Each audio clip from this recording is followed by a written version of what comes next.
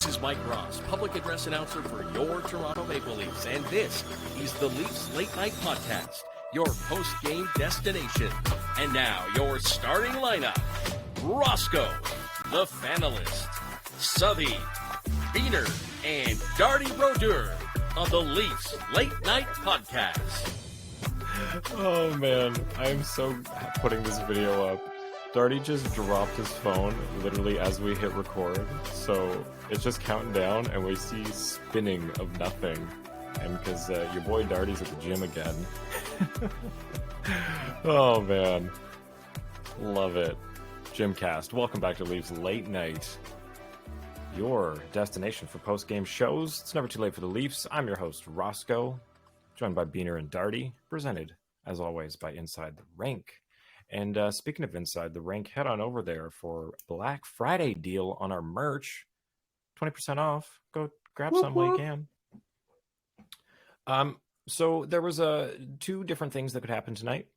One scenario where both continued to 14, and a couple where they ended, like we touched on. But in this case, the Devils do not reach their franchise record of 14 in a row. They are ended at 13. But on the other side, on the Leafs side, Mitch Marner, what, hits 14 games, point streak. How fantastic is that? And did you see how excited JT was for him too? That was probably some of the most emotion you're going to see out of JT in any situation. I mean, that goal was also sick. Yeah. Like, how can you not be excited for that feat? The dude fought off two people and he was on his knees falling. And again, it's the swing. It's the little wraparound thing. This is what he's been practicing. What more can you ask for? But Marner's too small. He can't handle the hard grind of the playoff style hockey. Well, look at that. 14 games in a row. I don't know what else to say. Before we touch on the game, though, a little trade happened. So, was it Curtis Douglas? Yes, so the Leafs traded Curtis Douglas, a 22-year-old center from Oakville who has been on the Marlies. He's been a little project that they've been working on for a little while now, to Arizona for young 24-year-old right-handed shot defenseman Connor Timmins. And honestly, I mean, of all the names that we've been throwing around of people that teams have been asking about and people that we would not want to see go, I mean, Curtis Douglas was not really on anybody's radar. So I don't think Leafs Nation hates this trade. Well, some people on Leafs Nation clearly hate this trade, but I don't know if you can consider them actual Leafs Nation. They're probably just the trolls on Twitter. What have you seen against it? Because I was not really on Twitter much today because of work. I've seen a handful of comments like, oh, of course, Dubas would trade the only center that they have in their organization with size and grit. Because, okay, Curtis Douglas is 6'9", but he skates like a fourth-line AHLer. You mean he's not Tage Thompson? No, he's not the third coming of Mario Lemieux. Oh, my God. So, okay, he showed good promise. He was a good long-term project, but if you can take someone who he stayed in the organization, he maybe plays 20 games for the Leafs over the course of the next 3 years. Maybe. Yeah. Now, that being said, anyone can pop off. We've all seen various players just completely blow up and make it to the NHL when no one thought they would. So who knows? Maybe that's in the offing, but in 13 games this year, he has 1 assist in 30 penalty minutes for the Marlies. Holy. Not to mention he was scratched last game. So he's clearly not in the Leafs' plans. So the fact that they can turn around and use him to acquire a true defensive prospect, someone who played with Sandin on the Sioux Greyhounds. Yeah, I mean, I said I didn't see any hate on this. This was probably the only thing I did see was that, like, of course, Dubas gets another Sioux Greyhound. And, like, I mean, yeah, it's getting I've said it's getting ridiculous, I think, 3 times now. So this is just unfathomable. What I came to with Ilias Sorokin fan club, one of the Inside the Rink Isles team. Dubas loves his boys, all right? He takes care of his own. That's exactly what I was going to say, is if there's anything that Kyle Dubas learned from working under Lou Lamoriello, it's find your guys, love your guys, and stick to your guys. And oh my God, does Dubas love his guys? Well, and like the other people that were kind of poo-pooing the trade are like, oh yeah, sure, go and acquire a right shot defenseman who, is always hurt and isn't even good enough to crack the Coyotes lineup. You forget that he was the key piece going the other way in the Kemper trade when Colorado acquired Kemper. Like, this kid is a good young prospect who's run into a little bit of injury problems. And what have we always said about the Maple Leafs? They have a really good medical staff. Really good. Sorry, Because so Kemper went from Arizona to Colorado for Timmins? I believe there was picks involved as well, but Timmins was one of the main pieces going back. That's who Arizona wanted. Interesting. I did not know that. I want to look this trade up now. Former Coyotes goaltender Darcy Kemper traded to Colorado for defenseman Connor Timmins, a 22 first-round pick and 24 third conditional. So it was Connor Timmins and a first-rounder. So that's okay. I get it. Like, coming out of his draft year, this kid was considered one of the best young defense prospects. He was he was a standout for Team Canada at the World Juniors. He was on I don't know if you guys remember, but the CHL did like a little Canada-Russia series a couple of years ago. He was on that. He was one of the top 3 players of the World Juniors when he was there, when they won gold. Went back to the Sioux Greyhounds and like just continued to be the best defensive defenseman in the OHL that year. Well, I'm looking at his stats. 16-17 with the Greyhounds, 67 games, 7 goals, 54 assists, 61 points. 17-18, 8 goals, 33 assists, and also a plus 18. It seems the 16-17 Greyhounds were just insane because he was a plus 57. So the 17-18 one's a little more down to earth. And even then, 41 points in 36 games is crazy. His first year in the AHL with the Colorado Eagles, he had 27 points in 40 games. Yeah, I'm looking at that too here. That's crazy. And even this year with the Tucson Roadrunners, he's got 3 points in 6 games. They're clearly bad because he's somehow a minus 10. But I mean, they are the farm team of the Coyotes. We have a revolving door of defensemen right now because of all the injuries and whatnot. So it's the more depth we have, the better. I'm like, tell me I'm wrong about that. Well, I mean, look, we just saw Jordy Ben go down, so now we're down to 4 of them. Are you joking? How does this keep happening? I told you, as soon as one team gets healthy, the bug comes to the Leafs. Now everybody's going to get hurt. So do we see Timmins and Mete come into the lineup now? I would have to imagine that they probably Timmins would have to clear waivers to go down. That's why Arizona traded him, right? So he's coming into the lineup. Oh, shit, he's up already. Okay. Yeah, he obviously couldn't get there in time to play tonight. But that's the whole reason Arizona wanted to move him, because there's no way he would have cleared waivers. Gotcha.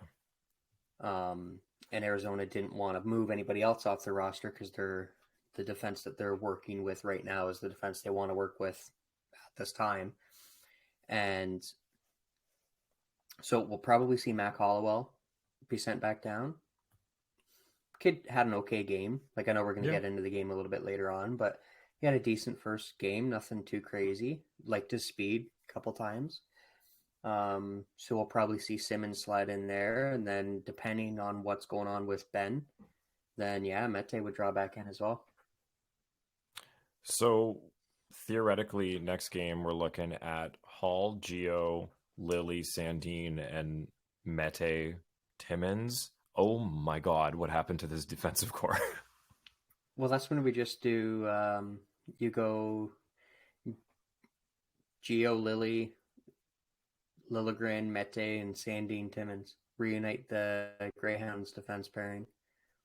You put Lily on 2 lines there. Gio, Lily. Yeah, well, that's how much dislike I have for Hall. But of course, this was a terrible idea because we could definitely use a 6'9" guy. You can't stay out of the box, right? Fucking Leafs Twitter is so backwards sometimes. Yeah, no picking up picking up a young right-handed shot defenseman who's 6'2" and can move the puck and has a history of being a good player as long as he can stay healthy. And is a former Sioux gotta be Greyhound.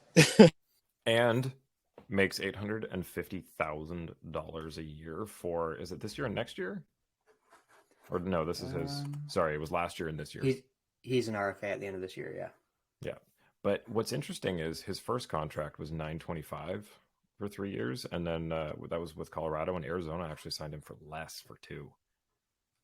So, what is this? Arbitration, 2 additional pro years required. Okay. So I think it's somebody that you can get away with signing for cheaper than Justin Hall currently is. How about that?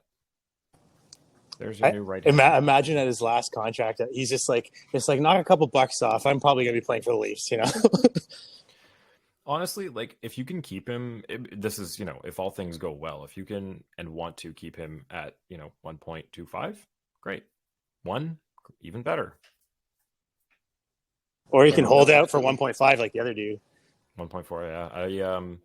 I feel like he might want some term on his next one if he's staying with the Leafs, but we'll see. I think it's a good move because, like you said, Douglas was never going to make it up. We've talked about this log jam. The Leafs are in no position to be bringing up somebody right now to try out at center, like fourth line. It's not where we're at. No. If you're not giving Nicky Bobby a regular place in the lineup, there's no reason to be calling up Curtis Douglas. Yeah, and we'll get to it later, but Nicky Bobby should not play with Matthews and Marner because someone needs to play defense on that line. Oh my God. Okay, so let's start with the good things. Marner and Tavares cannot be split up. Like, this is just working so well. I love it. What's up there, Darty? I see you fighting for your unmute. No. I'll be back and forth every now and then because I'm fighting for my life. I've been on this machine for an hour waiting for you fellas. So, no, I was just gonna say, like, it's like I feel like it's a throwback to like 2017, 2018 or something. Like, how long ago was it when they were on the same line together? Was it 18, 19? Should have been 18, 19. Yeah, that would have been JT's first year, I believe. Yeah, good old Babs. So. We can talk about the goals the Leafs scored, and I mean, we'll just touch on that quick. Pontus Holmberg had a nice one on Kerfoot picking up a giveaway there by New Jersey, and Holmberg just sneaking through. And I'm glad it wasn't the other way around because, my God, Kerfoot wouldn't have buried this. No. Sorry, buddy. Not. But you've had 4 too many breakaway chances and not buried it. I'm so glad Holmberg found this, got through. You lose. Exactly what you need to do. You get nothing, Kerfoot, all right? No more chances. Hey, you know what? He picked it up. He did what he's good at, and he let someone do what he's not good at right now. Kerfoot just needs to take the knife part of the Swiss Army knife and go put it against a sharpener for a little bit and sharpen some things up, and maybe he can bury. He's like that one guy from Marvel. He's like, he leads others to a treasure he cannot see. That's beautiful. That's really beautiful.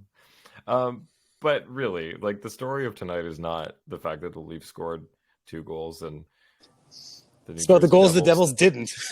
Yeah, it's the fact that as far as the Devils fans are concerned, this game was a 4-2 victory for the Devils, and they are still on their winning streak. Holy shit, I've never seen anything like this. Marner's never seen anything like this. Mark Giordano, at 39 years old, has never seen anything like this. The commentators have never seen 3 goals called back for goaltender interference. None of us have. What the fuck? And better yet, for this being a circus game, because I haven't done any research on it, but you got to admit, 9 times out of 10, if there's some sort of a circus game, the Leafs are involved, and 98.99999% of the time, it works against us. Yeah, I mean, we were just talking about last night. If the Leafs go to the finals, you're saying they're going to play Seattle or something, because of course they would. Like, this is the exact same thing. It's like, of course the Leafs have the most too many men on the ice penalties in the entire league. Of course, like, it's just the things that happen. But tonight, it was like an absolute zoo in New Jersey. I get it. They're on a winning streak, and everybody in that building wanted to see it keep going. but it was like the team was really doing anything to get the puck in the net, rules or not. Okay, let's break them down. The first one, questionable. I'll give them that. What happened here, So, Biehner? okay, yeah, this one, I did not think this was going to go our way. I know I've got a negative spin on this kind of thing in my head because we never see this kind of stuff go our way. If you look at the intention of the rule, the spirit of the rule, however you want to word it, it's the right call. But that being said, I've seen a lot worse not be ruled goaltender interference. So as Murray is coming, as Murray stood up, getting ready for the shot, getting set up, Bastian and Marner are fighting along Murray's left, so his glove hand side. And Bastian spins off of Marner, comes in behind, and he's kind of in the crease beside Murray. And he's coming through the crease, like he's trying to exit the crease to get in front of it as the shot happens. And as he's doing that, Murray goes down to make the save, and his skate hits Bastian's skate, and then the puck goes off of Bastian's skate and in. So, like, Lindy Ruff was incensed with this because he felt, hey, it went off our skate anyway. So even if he got there, it was going off us, it's going to be a goal. But technically, with Bastian's skate there in the crease, not being pushed in by Marner, not being pushed in by anybody else, that hindered Murray from being able to go left, which is where the shot went in. So that's why it was waved off. And I wonder if Murray kind of sold that a little bit too. Like he kind of knew that was going to happen. 100%. Yeah, and I mean, goalies know that now if we're going to review everything and they're going to watch it 100 times, make it look good on camera because that's what they're going to watch. Like, that's the game that we've now created. Like, congrats, Gary. You've made actors of everyone. You've turned it into soccer. And Shesterkin's really bad for that right now, too. I don't know if you guys have seen any highlights, but he's been really bad this year for that. He needs some excuse for how bad he's playing. Honestly, though, we were talking about Gary Bettman. This is disgusting.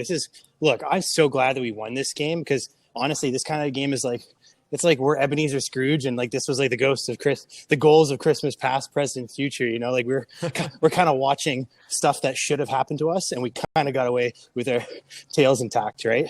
Like it's guaranteed this is going to somehow come back to screw us over. Stuff like this in the next half of the season, right?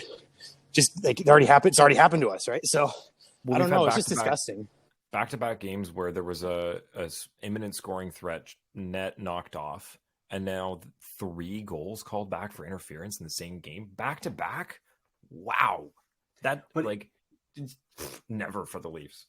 It does just go to show the fact that, like, what everybody always says, all coaches in any sport at any level, hard work pays off, right? No matter what was going on, the Leafs, for the most part, kept their mouths shut, and they worked.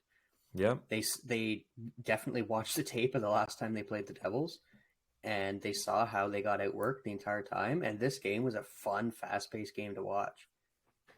Like, the Leafs brought New Jersey's game right back to them. Oh, yeah. But before we move on from the first interference review, the best part of it was when the ref came out and was like, call on the ice stands, waves his hands as though it's no goal, but says, we have a good goal. And so the fans in the stadium are immediately thinking one of two things. Either he said the wrong thing or he made the wrong gesture. So either, like, no one knows what's going on. This is literally the La La Land Moonlight equivalent of NHL. Like, someone do the research if that ref was Canadian, because I'm pretty sure right after too he's like, "Oh, sorry, no goal." But the even funnier part about that is before he waved the goal out, he started to signal to center ice for good goal.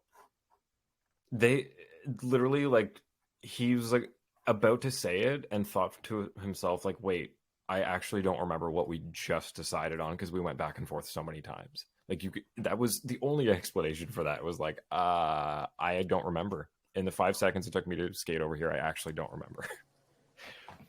What was it again, guys? No goal? Okay, no goal. Yeah, it's no goal. I just hear Gary on the phone like, I said good goal. Good goal. God damn it.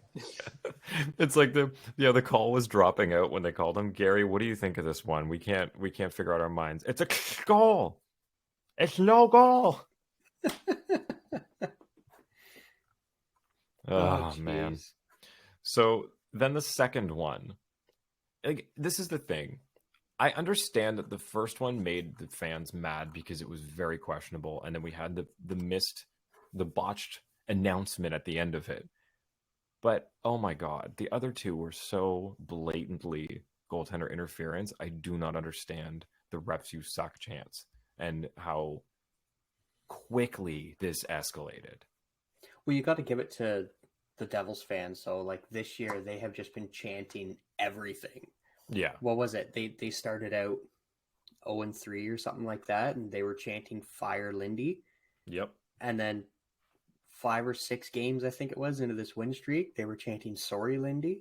Yep. Like, you got to give it to them. They haven't had anything to cheer about since 2012 when Broder, with his geriatric career, took them and dragged them to the Cup final. It's definitely the Danbury Devils and not the East Rutherford, because you're seeing a lot of like bummish activity from the fans, which I kind of like too. You know, you get some greasy fans watching the game. Like, obviously, we're going to touch on it a little bit later, but holy smokes, like those guys, is, you know, Jim Tan Laundry out there. You got all of Jersey Shore cheering for these guys. I gotta shout out Buds All Day podcast had a great message. It's you can tell these people haven't been attending Devils games for the last 8 years. Right? It's like so obvious that they all forgot how to act in the arena because they've been actively avoiding going to games for so long. Well, and they all forgot what the rules were too. No kidding. So the second one was when Tatar came out from behind the net and knocks Ta-ta! Murray over while he's, I want to say, about like 8 feet to the left of the net playing the puck. Like, he was not even close to the crease. So the Devils rung it around the boards, and Murray skated in behind the crease to catch up to the puck, to grab it and to play it back around farther. And then as he was doing his loop back out to the front of the net, he was basically at the line for the trapezoid that's in behind the net, cutting into the post because he was coming right back out to get in his crease. And Tatar was flying around trying to chase after the puck. And instead of taking the long way around, like everybody always does, because you can't, like, that's a no-no. You don't run goalies over unless you're Chris Kreider. Like, so because his only option there, what was he trying to cut in between Murray and the net? Yeah. Like, what do you, come on. And Murray doesn't even know he's there because he's looking at the puck that he just passed, because that's where the play is, because he has to get set up for a potential if there's a giveaway and whatnot. And of course, it does go to the Devils. Siegenthaler's out at the point, shoots it. As he's shooting it, Murray is flat on his stomach on the ice because Tatar just knocked him over. And it goes in. The funnier part is that it goes in as it hits Murray's stick. So he almost still stopped it. But, I mean, would it have gone in if it hadn't hit his stick? It didn't look like it was going to. You think? Okay. Yeah. Hey, who the hell is this? Behind it that it just went off the stick.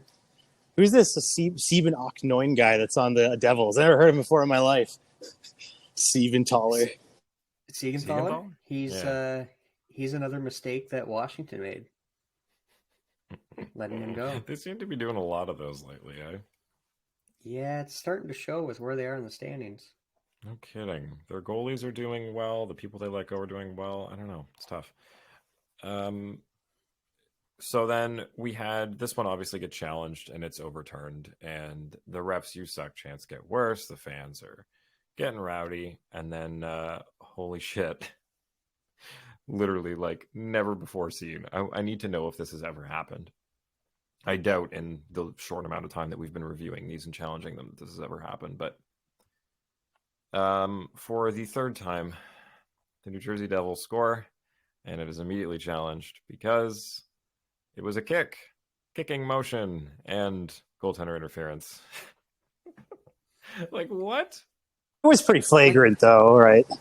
Oh, of course it was. That's why I think it's hilarious that they were chanting "refs, you suck," because it's like, guys, that's not a goal. Like any time.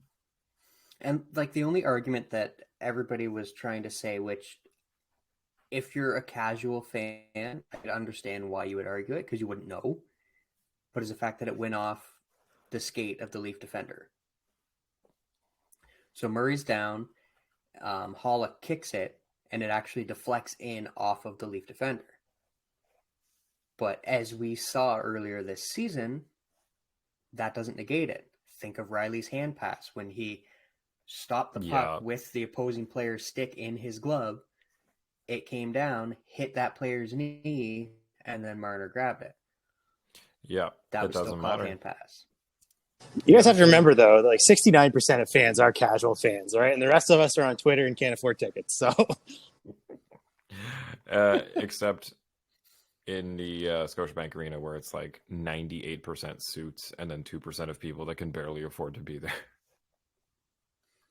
Yeah. Anyway, so finally, the fourth goal for the New Jersey Devils the night finally goes in and counts with about Dougie. five and change left in the third period. And I brought it up earlier. Matthews, Marner, and Robertson caught sleeping on defense there as they just let Dougie Hamilton walk in behind the three of them and tip this one in. I do not know how he managed to just completely catch them all blind looking the other way. Like no one was on him. I had watched this so many times over to be like, how did Hamilton just like walk in here? I don't get He was watching some Jordy Ben tape. That's what he was doing. Well, aside from like the majority of the game, I was actually really impressed with the entire Leafs D. Because pretty much it looked like the entire, not only the defensemen, but the entire team was committed to helping out. Like that, the whole first period, especially, the speed and the determination with which the Leafs forwards came back to help in the defensive end was incredible. Like it's been a long time since I've seen this team commit that hard to defense. Oh, and the hustle from Willie too, even. Yeah. But on that play, so was it Heischer or Hughes that had it on the sideboards? It was from Sharangovich. Oh, it was Sharangovich. Okay. Sorry. So Sharangovich had it on the sideboards. And if you watch the play, 9 times out of 10, that winger is going to throw it behind the net. So Sandin actually cheats and just he sees the stick flex like he's going to move it and he goes behind the net.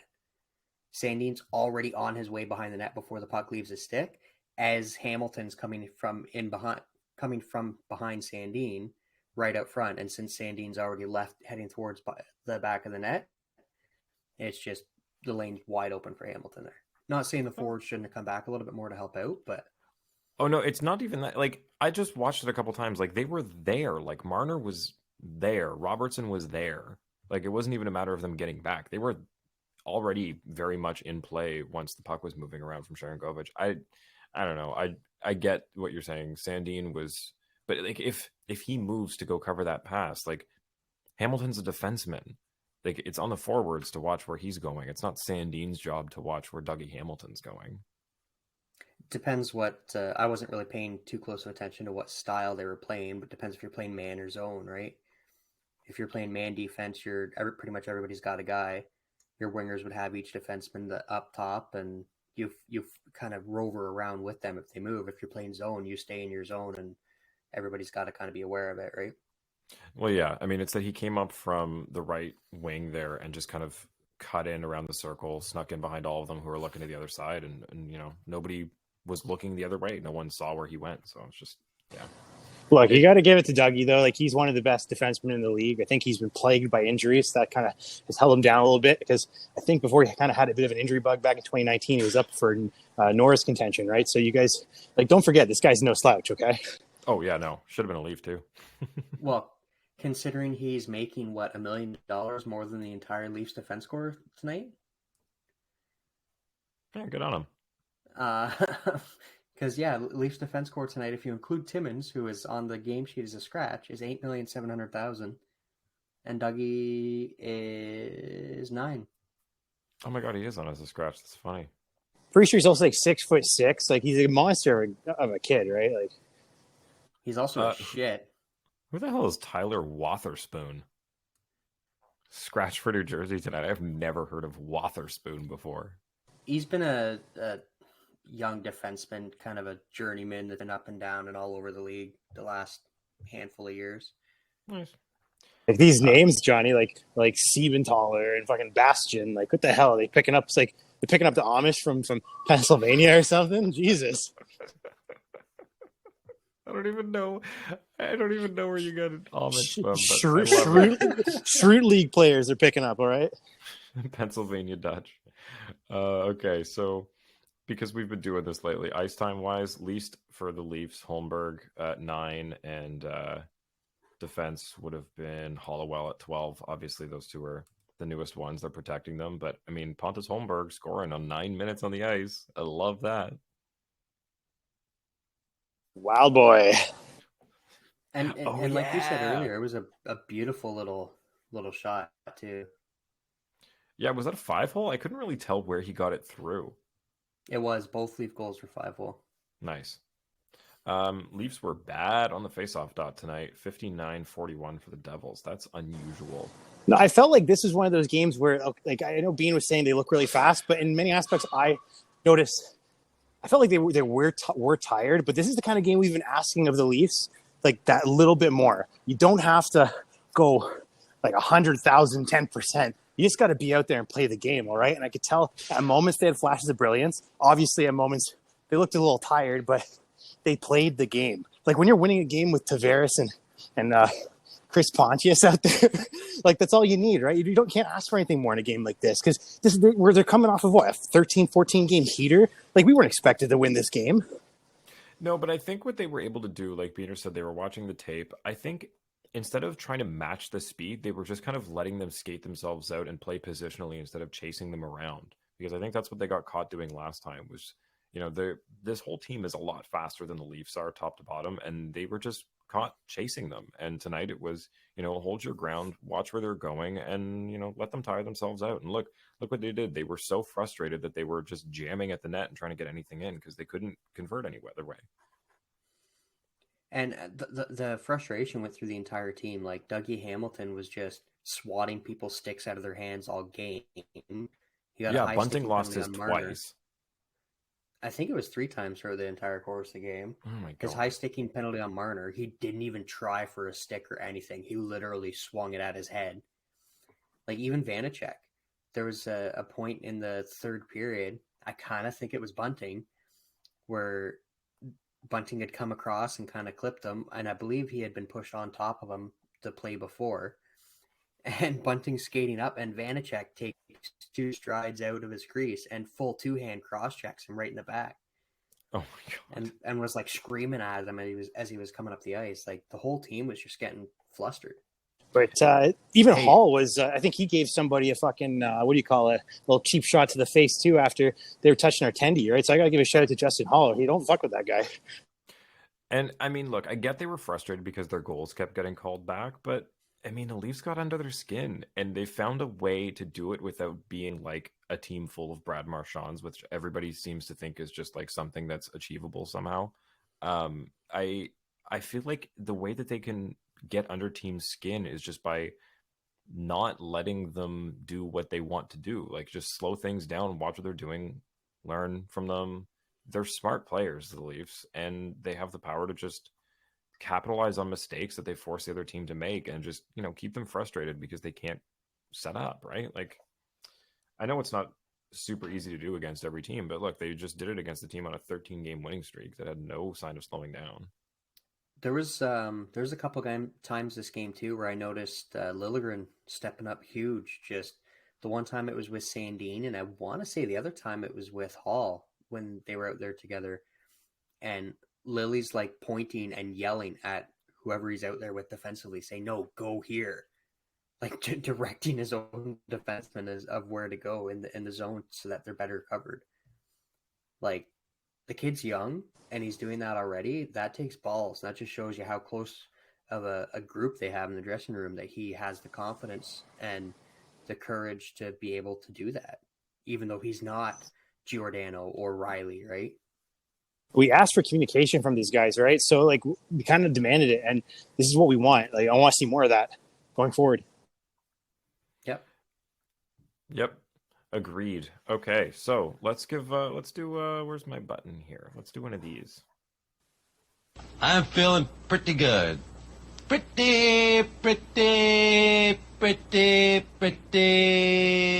good. It was pretty good tonight, and I know that's tough when it's 2-1, but I think it's a good time to do it because it's a good time to take a look at the little things. It's a little things game. It was pretty good tonight. Also, the Leafs stole this by taking with this whole belt thing, which is basically giving the pretty good to somebody because they just keep giving it to like whoever wasn't one of the stars that deserves a shout out for doing like a good play or something that one time, which I just want to say we've been doing that for like a year, but fine. So he's not really the one I wanted to give it to. So if you guys don't, then I'll give an honorable mention after you guys are done. But for how much I shit on him, I have to give it to Hall tonight. Because he did play well. There was a couple blocks there. One specifically, I think it was in the third, where he was out front battling with Bastian, basically in the crease. It got passed over to the point, and as the guy was winding up, he went from the crease to about 2 feet in front of him, skated that far out that quickly, and blocked the shot. Like he was dialed in tonight. He was playing, and this is if he can play like this the rest of the season, I'll give him a shout out every damn night. Like this is the type of defenseman that Keefe and Dubas thought he was, and why he was kept being in the lineup. But we haven't seen this since he first got paired with Muzzin way back when. Look, and I think anybody, no matter who you are, what your job is, if you take a look at your performance and you can't be proud of it like that, and you have no other option but to learn from it and improve, this is kind of the only way out, right? Like he has to get better or he loses this job. I mean, his career in the NHL is not solidified if he, gets bumped off of this team and no other team wants him. Like he needs to keep working. So this is what Justin Hall needs to do, is get back to what he knows he can do, find that confidence again. And with Muzzin and Riley and Brody and now Ben out, like it's his time to shine, man. Like him and Giordano are the most experienced now. Or I mean Mete, I guess, is up there too, but like my God, there's a bunch of kids. How old's Mete even? I forget. Mete was part of that 2018 World Junior team that's been right in the papers. So he's not even that old either. I was thinking Ben, who's 35. So it's like literally just Giordano and a bunch of kids. Gio and the boys. But even Ben, he's only played 600 games. Wait, really? Yep. His 600th game was, I think, last game or the game before for us. That's strange. What Mete's played 241. Has Jordy Ben just been like held back by injuries or just not been that usable? I think he has had a little bit of an injury run. I'm not gonna lie, I didn't really follow him too closely with the Stars. Just quickly looking at it here. Yeah, it doesn't look like. Oh yeah, he missed a lot of time. Yeah, I'm looking at the Montreal Canadiens, like 13 games. Well, that 13-game one, that's after a trade from Dallas. So if you take the 58 and the 13... Oh, I see. That's why. But even still, it's not 82 games, right? No, and it doesn't look like he has other than one time, 18-19, so... Yeah. Well, fellas, I think it takes a unanimous vote to get a first star here. And so our first star tonight is none other than Justin Hall, all right? I had the same thing I've already said once. I don't really need to say it again. He plays best when we don't see him, but I actually did catch him a few times being a little chippy out there, and so he was throwing some punches, kind of showing the other guys that, hey, get your hands off our boys, don't do stupid shit. And for that, I said he gets the first star from LLN. Okay. Yep, with an honorable mention to Pontus Holmberg for scoring his first NHL goal, because congrats. He doesn't even have a picture on NHL.com. Wow, boy. Wow, boy. I was going to do honorable mention to Gio, 39-year-old man, over 24 minutes tonight, playing great, and he's still doing his like street hockey sliding to like he's a street hockey goalie sliding to block shots. Yeah. Even Tony Soprano knows not to mess with the Don, all right? The Godfather. That is Mark Giordano, okay? I'm sure there's a lot of Italians out there who are not thrilled with getting their ass beat by this 39-year-old man, but let me tell you, he's been an absolute stud for the Leafs so far. Justin Hall played 25 minutes tonight, by the way. Most of Yeah. the Leafs. Do you guys... you might be already looking at these numbers here, Justin, but Darty, take a stab at how many minutes Nico Hischier played tonight. This is stupid.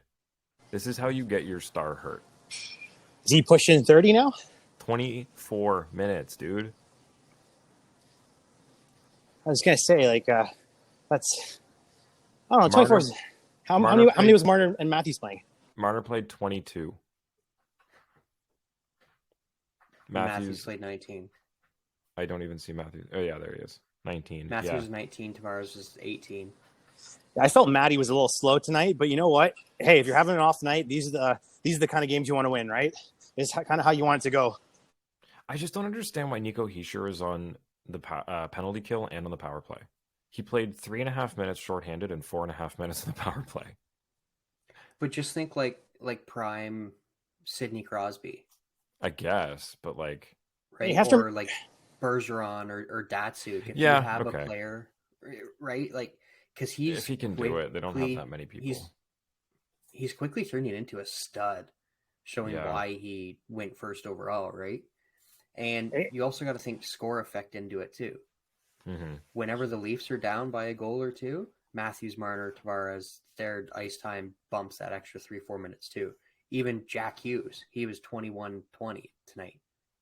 You guys got to remember that old habits die hard. Like, this Devils team has been shit for 3 years now, even though they're supposed to be good. 8. So, I'm talking about the Devils as they've been kind of currently composed, right, with their young guys. Like, it's taken a while for them to grow up a little bit. So, of course, there's going to be some oversight on the coaches and on time on ice, just because hell, they won 14 games in a row. They didn't. I don't think they expected to be winning this many games, considering their future wasn't looking so bright with their goaltending situation last year, and just said the guys were taking some time to come out of their shell.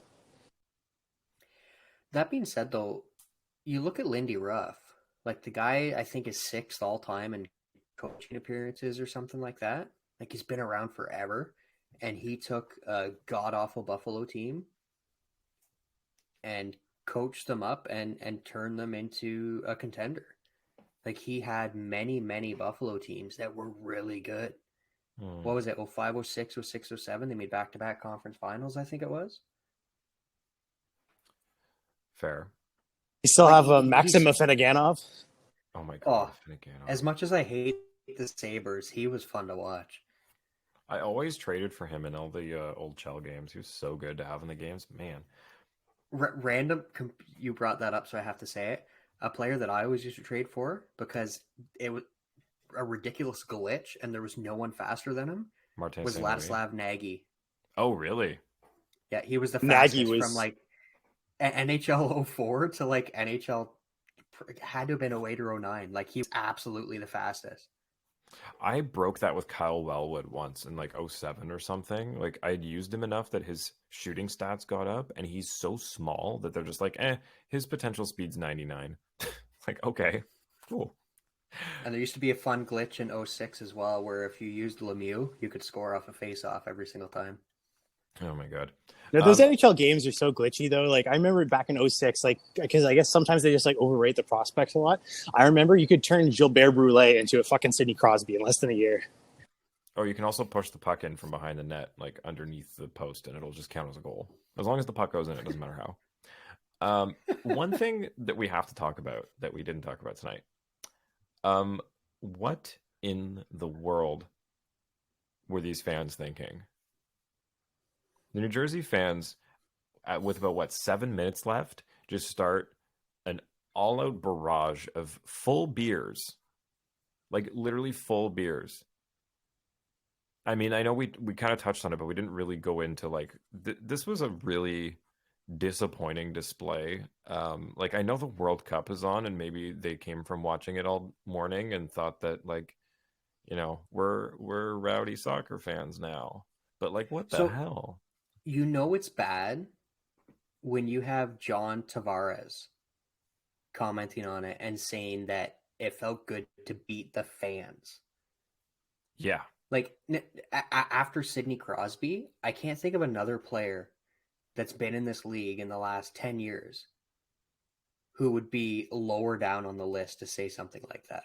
Like, it's not like he was an asshole about it or disrespectful or anything, but that maybe Bergeron, Crosby, and Tavares are the three that you would never expect anything from, ever. Yep. And he said it was better to beat the fans than the Devils tonight. I don't think Tavares really cares about his reputation in the tri-state area, frankly. So That's fair. Valid Very point. fair. But honestly, like, I mean, they outshot the shit out of the Leafs tonight, 35-20, and they wanted this win streak to keep going. I get it, but like, how does it just escalate that far? I mean, security can't get a handle on it. That's too much at once. The teams went to the dressing room. Like they were literally dodging full beers. Yeah, I don't know, Gatorade man. bottles, beers, like it just goes to show that as was pointed out, they haven't been going to games. Oh Jesus, now that you say that, someone threw a big bag of what looks like gummy bears on the ice in the Colorado Vancouver game. Okay, I just see EN on my screen here. What is that? What's going on? Where's that? Sorry, for what? I'm on NHL.com and there's just an EN over the game that it's like. So you're Wow. watching in English, Johnny. All right, not Spanish. This is not. No, it's like a big red thing that it's like. Vancouver's up 4-3. They have a power play. Colorado's out shooting Vancouver 36-25. A minute left in the third. And yeah, they're out. They were out with shovels. It looked like a big bag of gummy bears or jelly beans or something they were scraping off the ice.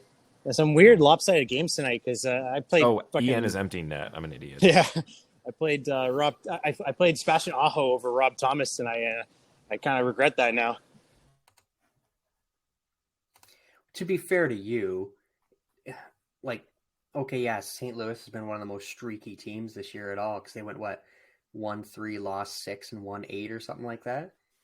But if I had to choose between Sebastian Aho, Carolina, not Islanders, and Robert Thomas, I would definitely choose Aho. No questions asked. Seattle beat San Jose 8-5. Holy. I got Jamie Alexiak, first game back, scored a goal.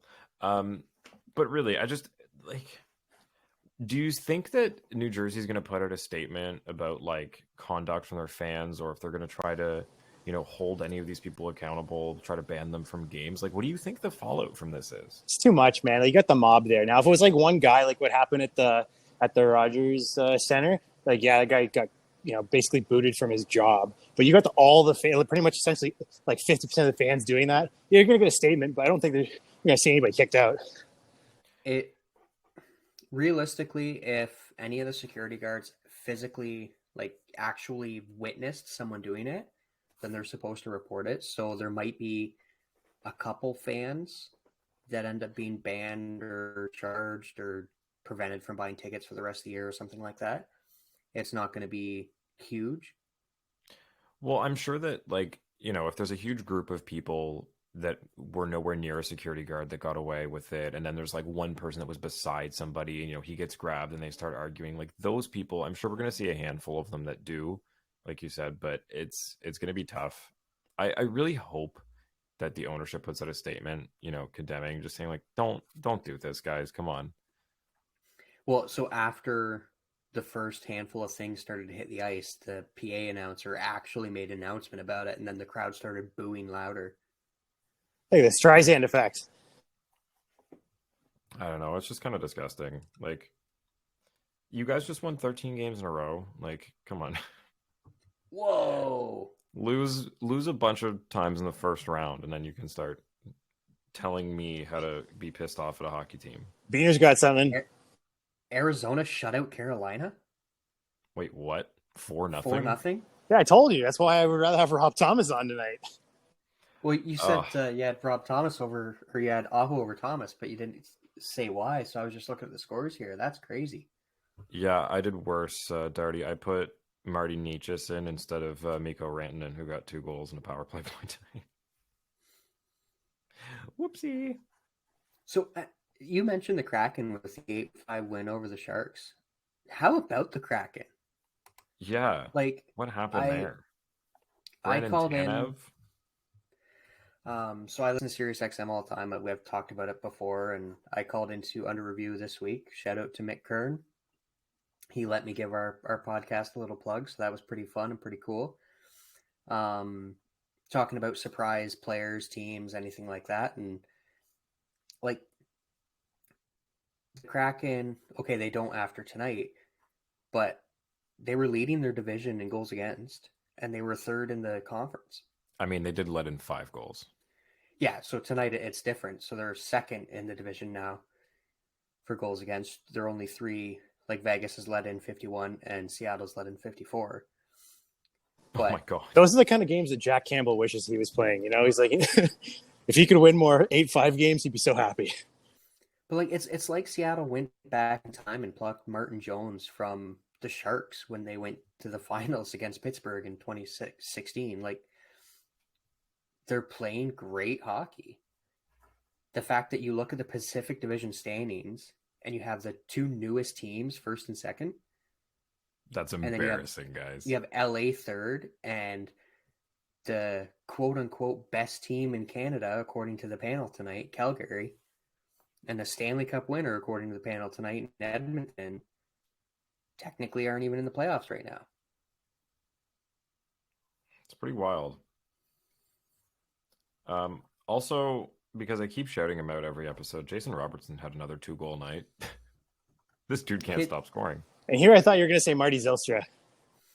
The kid's hitting 50 tonight, or 50 this year. I think so, honestly. What did he hit last year? Like 48 or something? 41. I think so. Hey, since Marty mentioned him, since Darty mentioned him, shout out to Marty Zylstra. Oh, yeah.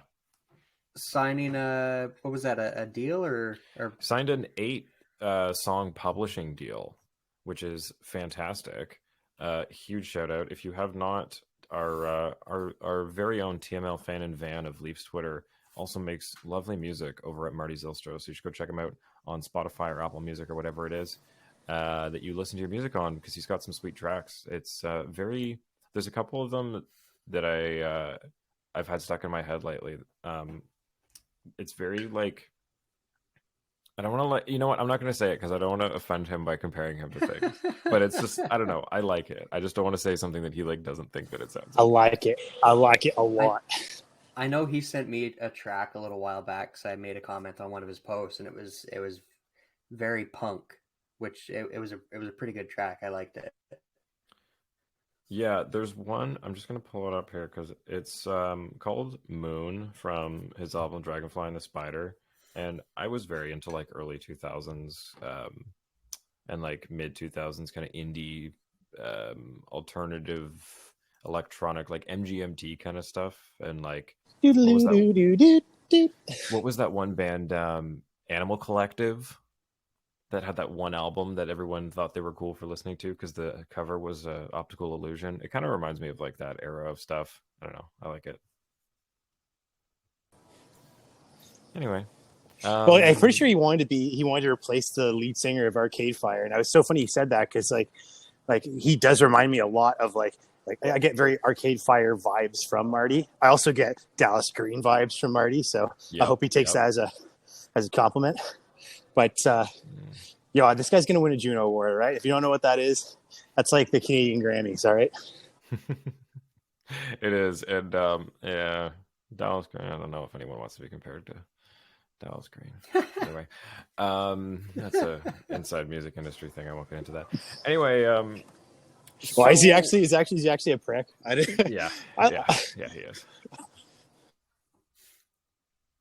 Unfortunately, I mean, just from what I've heard from Marty, you're a way better guy, all right? You're an A1 fella, and that's all I got to say about that. So Leafs are playing tomorrow. Not tomorrow. It says tomorrow because it's past midnight. Friday against the Wild. So we got a back-to-back Minnesota and Pittsburgh. Ugh, another Friday, Saturday. Gotta Ugh. get down on Friday. But it's So- 2 p.m. tomorrow. Or Friday. What? Is it legitimately, or was that just a typo? Because I remember I saw It's gotta be a someone say that typo. before as well. Well, they're in It's- Minnesota, and this is Thanksgiving weekend for them. Maybe we'll have a ref come out and say, "Oh, it's not a typo. Oh, sorry, it is a typo." No, it's set too. Are you serious? So Hurricanes Bruins is at 1 p.m. Eastern, Avalanche Preds 2, Canadians Blackhawks 2, Leafs Wild 2, Flames Yeah, Capitals 2. It's 1 because it's Thanksgiving Friday. They play at 1 p.m. Minnesota time, which is 2 p.m. Eastern. Yeah, I was gonna say these sound like holiday hours to me. Yeah. Why would they put them against the Leafs for a Thanksgiving Day game in the state? Like, that is the stupidest scheduling I've ever heard of, because everyone's going to be at work. Like, people might not even be done work by the time the game's over. Fire Gary Bettman. That is like, okay, I get that the scheduling is hard to do, and I commend the people that have to do, the one dude I think it is that does this, but that is a really, really, really weird thing to do, because it's not Thanksgiving here. No one has the day off. Well, the weirder thing is some of the games throughout the day, it kind of looks like they tried to pair up like rivalry games because it's a holiday.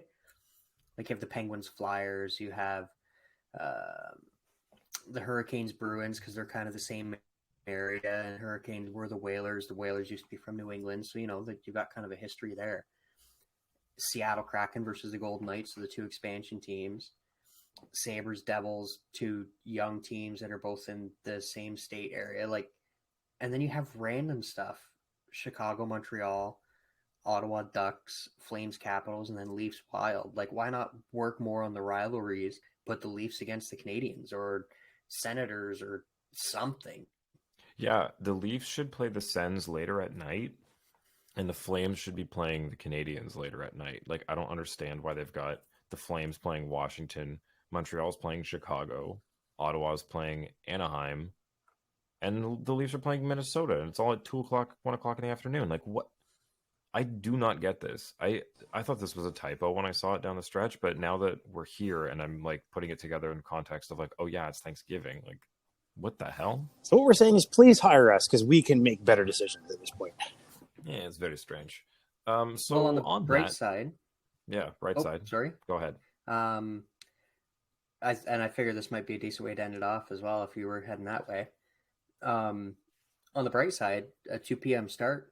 Thankfully, all us Canadians should be a little used to that from maybe paying a little bit of attention to the World Cup. I don't know if you guys saw or listened to any of it today, but our Canadian boys, they definitely gave a good account of themselves today. They proved that we belong, and it was all the Belgians could do to sneak out that win. Yeah, what I was able to catch was just kind of glimpses on my phone, but everything I was hearing from the commentators was just that, Canada's out shooting them, they're outworking them. It's not going their way. I managed to catch in the final few minutes, they had a corner kick where they almost were able to tie it up, but man, that's so tough. Like, and they got to keep that spirit up too, because Deutschland's losing to Japan, and Argentina lost to Saudi Arabia, so anything can happen at this point, right? It's not like 2000 to 2014 where it was pretty much the same 10 teams in the top every single time. It was almost guaranteed that Germany, Argentina, England, Brazil, Uruguay were always going to be in the top. And now it's like, holy shit, like what the, anything can happen. No kidding. Italy's and also not the first even time there. the host country lost their opening game. Yeah, Italy's not even there this year. Like it's a different tournament, but you know what? It's been exciting, and I know this is a hockey podcast, but we got to touch on it because we're Canadian, and this is the first time in our lifetimes that Canada's been at the World Cup for the men.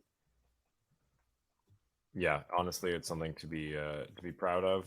I know we often are pumping the Canadian women's team. And I don't know if you saw Sid Sixero hopping on Twitter saying, "Hey, if anyone forgot, like our women's team does this." It's like, yeah, it's like the biggest women's team in Canada, probably. Like they're The guy is always just- stars. Like, there's a reason he's on breakfast television now and he's not on a dedicated sports channel, because I think he's just so out of touch. Yeah, he could tell. Raptors, by the way, because we're talking about teams that we don't usually cover, are at 500 right now, 9-9. They just lost to the Brooklyn Nets, who were 2 games below 500. So that hurts. It's been a rough start to the season for the Raptors, kind of up and down, but kind of like the Leafs. They win a couple, and they lose a couple, and then they win a couple. So anyway, Regular season doesn't matter, right, boys? regular season doesn't matter exactly, especially when you're That's one what everyone of was telling us all summer. especially when you're one of the Tannenbaum teams that's won since 2017. Regular season doesn't matter. I Anyway. forgot the owner was Tannenbaum, because for a second there I was thinking we're doing a little Christmas theme, Oh, Tannenbaum. Oh man, any history hockey today things, or should we head out? Nothing really that jumps out. Nah, Today in hockey history is the first time 3 goals were called back. pretty much. For the first time in hockey history, a team rolled 3 nat ones on the ice. It's for you D&D people out there. Good night, and we'll see you Friday. What are we gonna do for a show? I guess it's like an afternoon one. I don't know. I don't know, Dungeon Master, you tell us. I don't know. We'll figure it out. If we do it, I might have to phone in on my drive back from St. Catharines. Yeah, I'm probably gonna be phoning in too. I'll be at the Phone it in gym. Friday, baby. Phone it in Friday. All right. Remember to give us a like and a follow and all that. Sorry, this one's a little off the rails. We all just kind of got home from different things. Darty's not even home yet. He's still at the gym. But we got to get you something because this game was nuts. So anyway, Black Friday deal on merch. Subscribe. It'll be on YouTube. All that jazz. Love ya. See you next time. My outro's not working. So For some reason, like it does like kind of follow the flow of the theme song, but when you say it that way, it makes it sound a lot like Seinfeld. So it's like do do do do do do do do do do do do do.